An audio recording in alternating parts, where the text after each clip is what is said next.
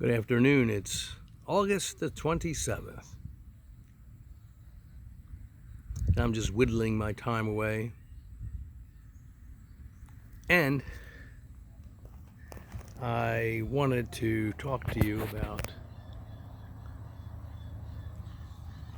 a pruning project that I videoed from beginning to end. Let me get back a little bit here so you can see this beast of a tree. And forgive me my redundance, but for new people that didn't get the first three videos on this subject, this is the fourth, which was a progression of videos showing a radical pruning technique that I have. I call it my 3-in-1, or you could call it the 2-in-1, but really it's 3-in-1 because every third year sometimes I have to, at the end of the third season, let me make that clear, I have to radically prune certain trees because they're so vigorous, and I strive to have them vigorous. I have striven to produce productive trees that have a lot of fruit-bearing branches. I do not tolerate, and I've tried to persuade you not to tolerate, these real flimsy branches that only support a fig or two at the bottom of the branch. And I mean, that's not what we're trying to achieve.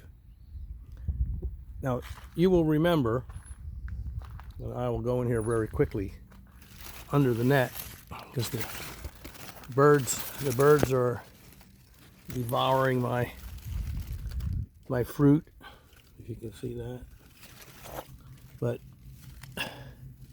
you will remember in the first video, which I took last year in November, at the end of the season, I lobbed off all of these branches right to there. And to here, that's 3.5 feet tall. So maybe one or two was 4 foot tall, that's the most. Let me go in another angle. So essentially, every single branch was cut back. Everything that you see here is all new growth this year. In the three previous videos that are about this pruning technique that I use, you will see that once in the spring these branches started sprouting out from these spots. Let's go back inside again. And you will see where I lobbed off these branches completely. It's in the video entirely. And all of what you see now, all of it, every single branch that you're seeing, and they're all laden heavily with fruit. All of this is all new growth. And not only is it new growth, and look at the figs. I mean, let me move this net a little bit here. Look at this one branch. You will remember that not only did I lob them off in November of last year, but I pinched them early when they were just small branches this year because I wanted to formulate these other branches.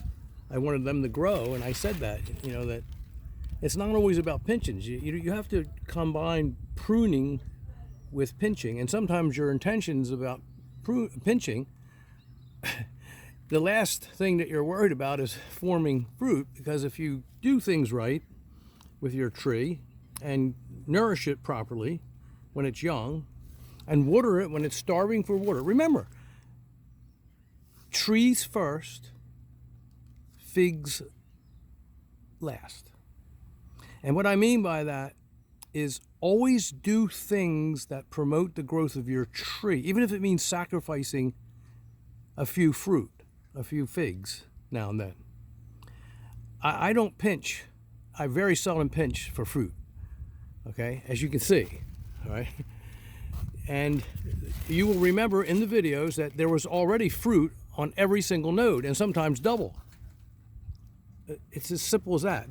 That was the truth. You can see that for yourself in the progression of videos that I've done for the purpose of conveying to everyone, my audience out there, people that want to learn these techniques, if they find them useful, for what they are worth. I like to always add that caveat, but they were already very heavily laden with fruit, every single node. But I pinched them, and I said the reason why I pinched them is I wanted, at that point, I wanted branches to formulate from those pinches. And you can see that they sure did everywhere. Look at the branches. All of this is new. This is all new growth, all new branches. Look at the fruit. There's figs everywhere. The birds are helping themselves. Let's see. Here, I'll get this one for you. There we go. Hold on a second. This is Peter's honey. We could name this. We could name this the Beast, if you like. Oh, sorry about that. There we go. Look at all those figs, though. Do you see that? Look at them. Everywhere. Figs everywhere. And this tree was lobbed down to 3.5 to 4 feet. Completely.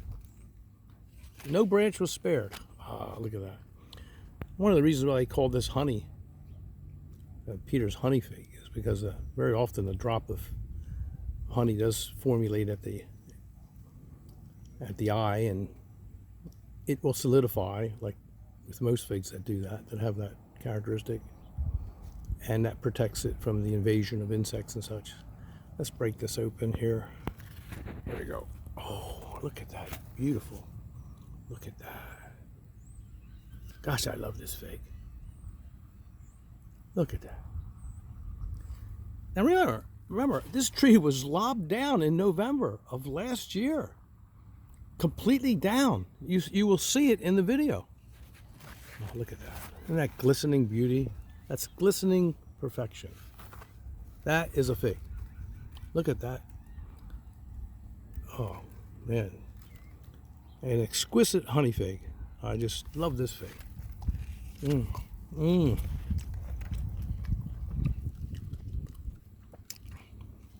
A very distinctive aftertaste this particular variety has. Okay. Back to the last video in this series of videos about pruning. I think I've made my point that if you raise your figs properly, if you nourish them properly, if you provide them with water when they need water when they're young, and don't starve them of water, never do that. Fig trees first, figs second or last, meaning always make decisions that are going to benefit your tree long term. You want to get results like this. Look at that. You don't want to worry about a few figs coming to fruition. And I mean, we're all curious, and yeah, I'm guilty. I've done it also. I'm not saying I never did it, but I usually have a lot of fig trees that I can afford to do it. But when push comes to shove, I know the difference, and I know when it's time to worry about my fig tree, long-term results, rather than worry about a few figs. I'm going to pinch a little flimsy branch, and so that it produces 1 or 2 ripe figs at the end of the summer. Whoopee. Please. You know, I mean, I try to apply my practical sense, you know, common sense, whenever I possibly can. And, you know, sometimes it results in a sacrifice.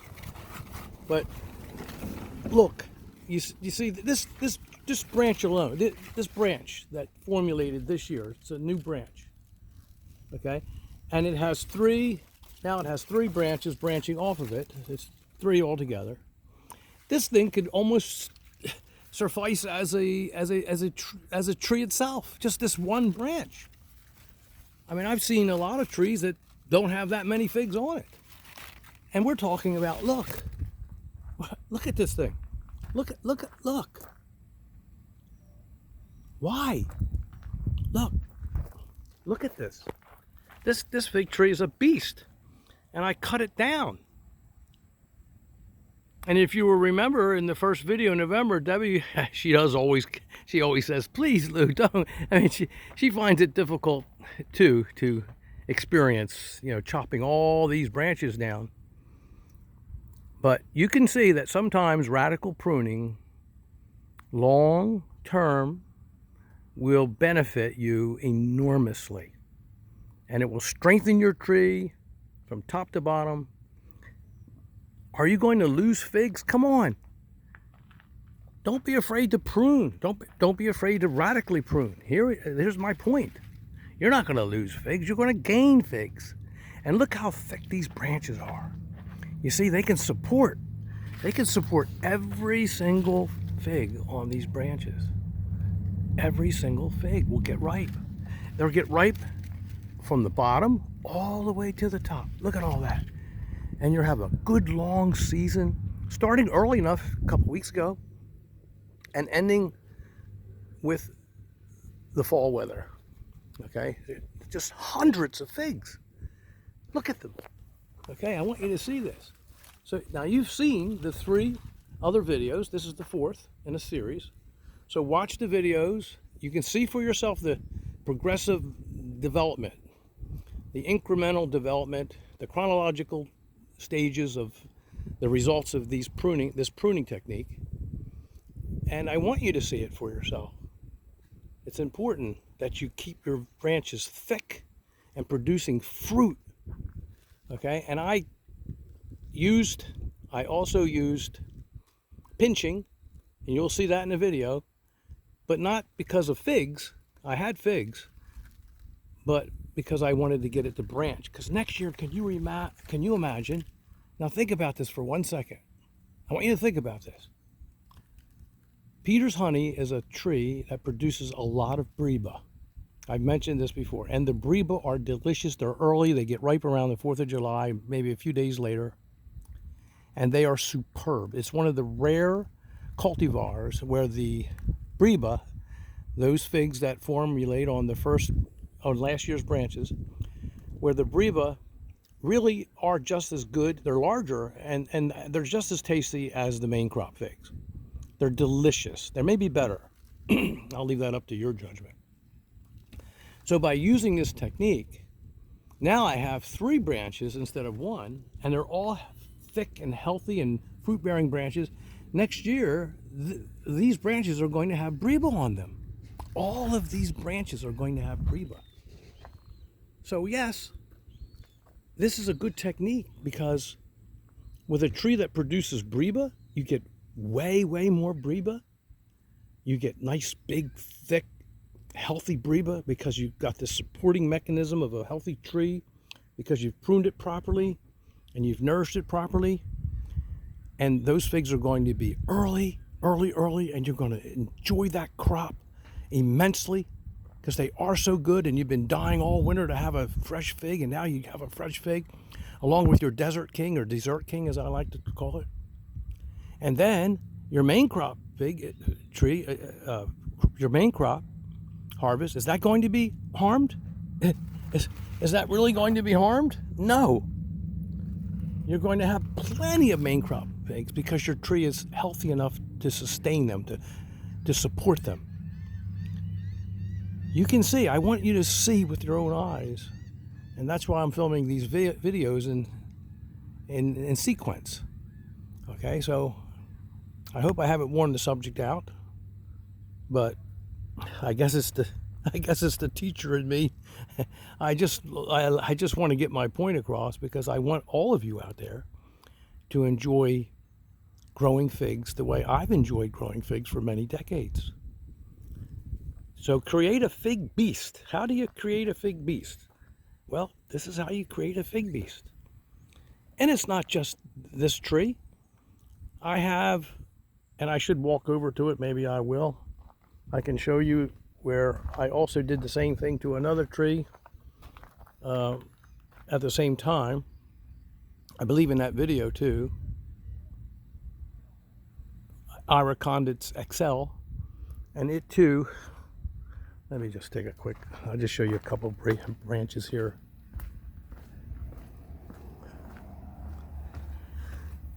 show you the same result. Here you can see this is the XL, and I did the same thing. I lobbed them off, and there you see all the figs. This will have breva next year. Look at all those main crop figs. Look at them, look at them, look at the branch formation by pinching. I got the branches to formulate. Look at that. Same thing, same exact pattern. And so you can see for yourselves the result. So with that, thank you very much for viewing. I always enjoy your visits. It's time for me to get to work. I've got some things I have to do, some places to go. I promised to run Debbie on a day trip. We're going to go pick up some items. Hope you enjoyed it.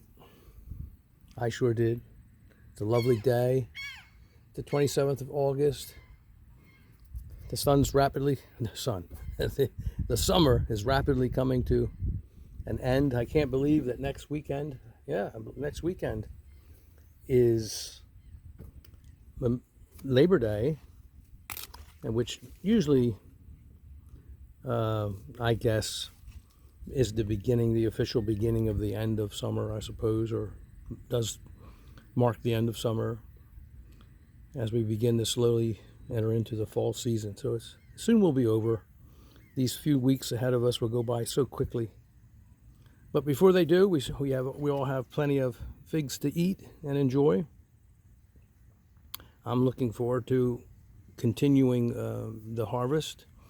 I've enjoyed everything about this summer. It's been a wonderful, fantastic summer. Thank you for viewing my videos, and thank you for your questions, and I enjoy the interaction, and thank you for being subscribers. Good day.